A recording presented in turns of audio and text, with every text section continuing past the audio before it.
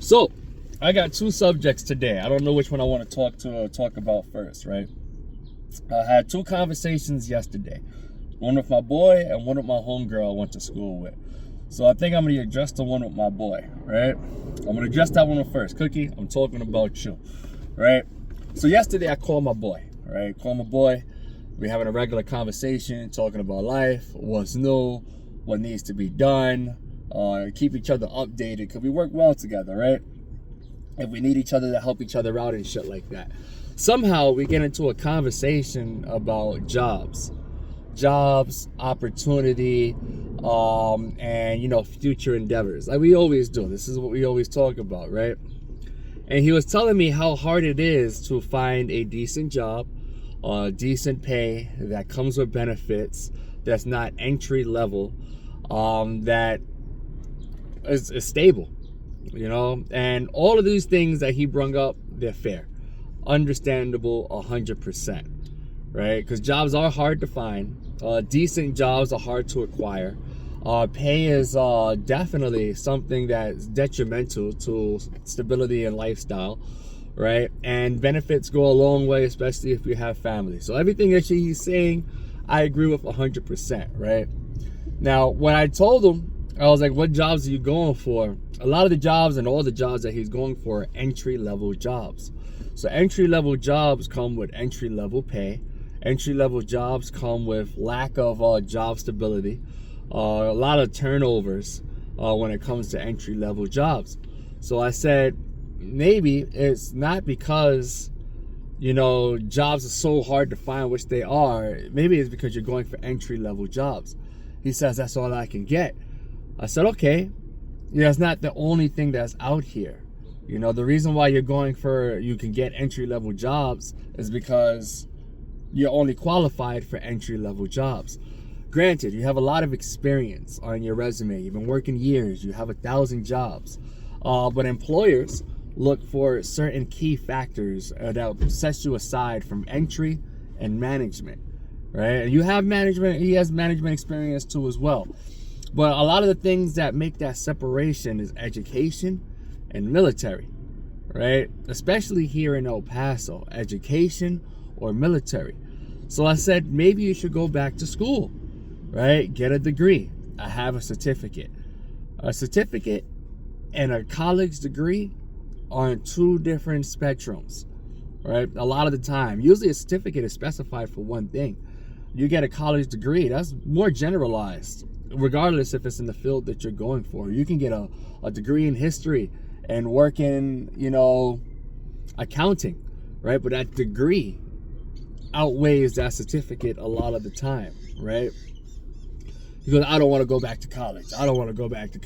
I said, all right, cool, right? Maybe you should join the military, right? Go to National Guard, work every other weekend, get the experience, get the benefits, get the stability, right? And you're working every other weekend. Nah, I don't want to go to the military. The military is not my thing. I said, okay, fine. Law enforcement pays pretty good. Starting $70,000. You can only move up, especially if you get a federal job. And right now, they're hiring. ICE is hiring, as unfavorable as that may be. Border Patrol, Customs, a lot of government agencies, law enforcement agencies, right? No, I don't want to do that. That's more of your thing. That's not me, right? So what I'm hearing from my perspective, right, is I don't want to make the sacrifices that make me uncomfortable, right? I don't want to get an education because that's going to make me uncomfortable. It's going to take more time. I don't want to go into the military because that's not going to make me comfortable. I don't want to do law enforcement because that's not going to make me comfortable, but I'm going to complain about the result, right? Now, my thing is, he made it seem like that he flipped it. Well, you was in the military, right? I'm talking shit, Cookie. I'm tagging you in this shit too. Well, you was in the military. Your life is different because you get benefits from the military. You think I wanted to join the military at first? I was literally in a homeless shelter. I had to choose between toilet tissue and a fucking honey bun with my 50 cents. Those are my choices that I was making on a daily basis, right? I took the risk. I said, I don't want to do this, but I know I need to do this because if I don't do something other than what I've been doing, I'm going to have the same reality when I wake up in the morning tomorrow. So what am I going to do today to change my tomorrow? I joined the military. Well, you get the benefits every month. I was shot. Right? Unfortunately, I was lucky and unlucky enough to get shot and collect benefits. But if I didn't take the risk to go into the military, I wouldn't be where I'm at today. Then, well, you have education. You think I wanted to just be happy about going to school? Especially not at first. But I knew that it was important because, like you, entry-level jobs is the only thing I was able to obtain. They'll look at my resume and they go, you don't got no college education, we're gonna put you at the bottom. And you're gonna get paid 15, 16, maybe 17 bucks. Right? So I was like, okay, I know education in school is important. So I made the sacrifice to sacrifice my time, to invest my money into my education, because education wasn't free up front before I joined the military. I was paying for this out of pocket. I was working 2 jobs and still, paying for school, still going to school before I joined the military. I was doing my thing, trying to, right? The military helped a lot because they took care of all the extra shit, right? And then he tried to reverse it. Well, it's hard to do this as a single father.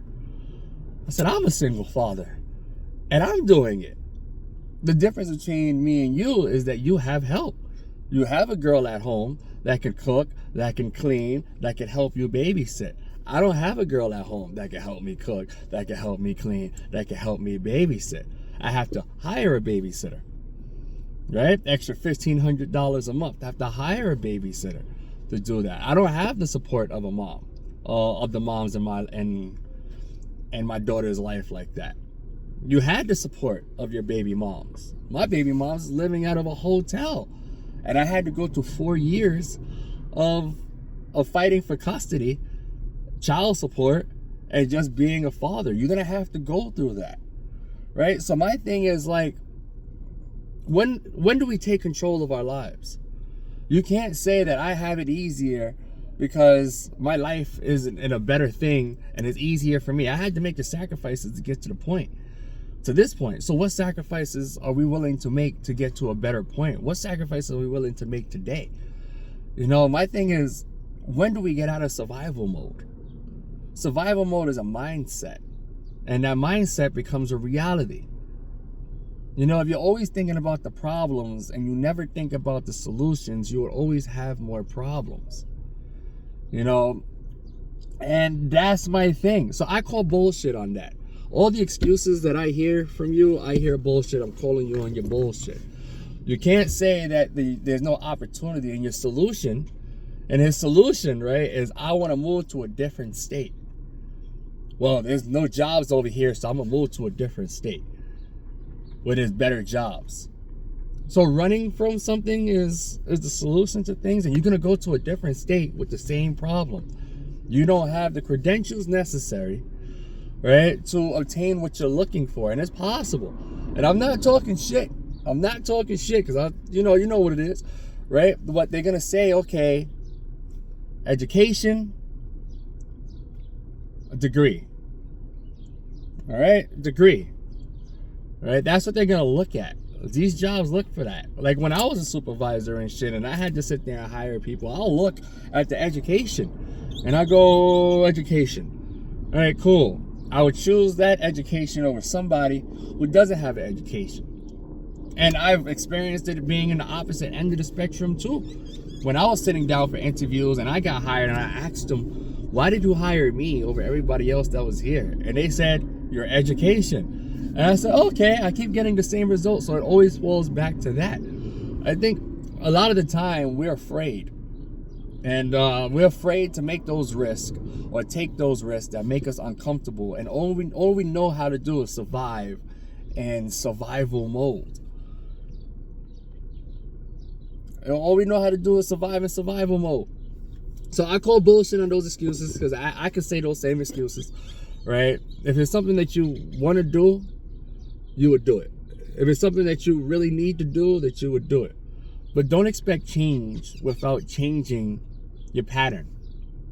If you do the same thing over and over again, you're gonna get the same goddamn result. So I call bullshit. I call bullshit. You have to make the sacrifices you don't want to make to be uncomfortable in the positions that you don't want to be in to get the results. If you don't want to do the military, you don't want to do the school, you don't want to sit there and do, law enforcement work, then there's other jobs and there's other fields that maybe you might not like. But at the end of the day, there's something that would give you a paycheck. I'd rather do a job that I don't like to get paid for it than do a job that I don't like and not get paid for it. There's a big difference there. So I would say this: get out of survival mode. Right now, I'm taking a risk. I'm buying a second house. I've never done this process before, right? I've never became a landlord before. There's a lot of things, moving variables. I have all my shit packed. I'm sleeping on one bed, and then my daughter has a bed. The rest of my house is packed up for God knows how long until the deal falls through. I'm still looking for other things while still going to school and getting my degree, while still being a full-time father, right? So if I can do it, there should be no excuse of why anybody else can't do it. I think a lot of people put excuses before they actually put the action into it. They fail before they start. I want to do this, but I can't. As soon as you said but, you already fucking failed. As soon as you said but. And I think that's where the mentality and the mindset gives you two different realities. I used to think like that. I used to be like, oh man, life is so fucking hard. Nobody's giving me opportunities. Oh my God, and shit like that. I had the same result. But when I started thinking, it was like, okay, cool. What do I need to do? What do I need to sacrifice? What do I need to give in order to get this? That's when my reality started changing, right? When I started looking at life as a chess piece and go, okay, what do I need to sacrifice? Some pawns, maybe a rook, maybe a knight, sometimes a queen. Sometimes you got to sacrifice the queen to win the game, to put yourself in position. You got to be willing to risk it all, but have a plan to get to that end goal.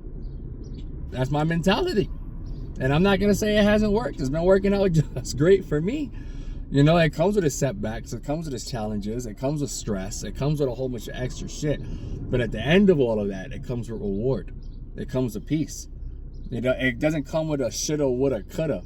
I don't want to be, my biggest fear is being 45 years old. New text message from +19154659603. I don't know who the fuck that is. My biggest fear is being 45, 50 years old, asking niggas if they want fries with that, paper or plastic.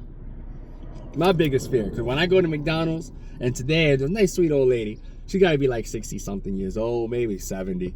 Right? I don't want to be that 60, 70-year-old sweet old man talking about you want paper or plastic. Do you want fries with that? I don't want to be that. I want to be that retired guy drinking a margarita, looking at the sunset, talking about, I remember back in these days when I done this, when I had this experience, or we had this experience. That's how I want to live my life. But what are we doing today? Today is what matters, right? Yesterday already happened. Tomorrow's about to happen, but tomorrow's going to be affected by today. What are we doing today? What accountability are we taking today? What risks are we taking today? What sacrifices are we taking today? What obstacles are we willing to face today? So bullshit, Cookie. I call bullshit. I'm going to tag you in this video. And I got one video out the way. The next one is a conversation with my homegirl. That's going to be dating with Boobie. That one's going to be interesting.